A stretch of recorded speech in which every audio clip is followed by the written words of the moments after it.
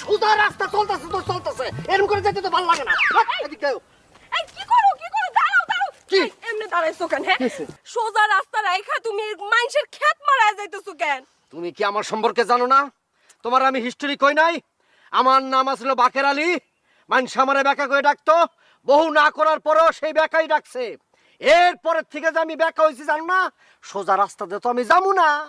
আমি আলু ক্ষেত, পুঁই শাক ক্ষেত, সব ক্ষেত পাড়ায়া বর্তা কইরা এরপরে যাবো। ও আল্লাহ গো, আমার বাপ মা এই কি পাগলের কাছে আমার বিয়া দিছে। হে খবরদার, খবরদার কইতেছি আমার পাগল কইবা না। আমি কিন্তু পাগল না। আমার নাম বাকের আলী বেকা। মানুষ আমারে বেকা বানাইছে। আমি জন্মগতভাবে বেকা ছিলাম না। জন্মের পরে মানুষের কথা আমি বেকা হইছি। আমি স্বভাবগত বেকা। আমি সহজভাবে চলি না। আমি সবসময় বেকা ভাবে চলবো। বাকের আলী বেকা, তোর এত বড় সাহস আমার পুঁই ক্ষেতের ভিতরে ঢুকছস?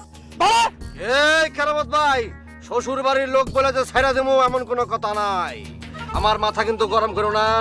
আমি তাইলে কিন্তু তোমার ক্ষেত পাড়ায়া আলুর ভর্তা, মুহির ভর্তা, সব ভর্তা বানাইয়া একাকার কইরা এরপরে কিন্তু শ্বশুর বাড়ি যাম কই দিলাম। তোমারে অনুরোধ করে কইতাছি, তুমি এই ক্ষেত থেকে বাড়াও। বনি এক্ষুনি যাও, আমার ক্ষেতটা পারাও না। যাও।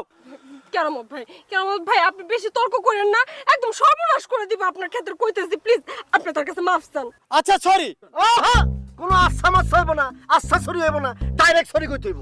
আচ্ছা সরি, যান। আবার আচ্ছা চলবো না, সরি মাফ করে দেন। সরি, আমারে মাফ করে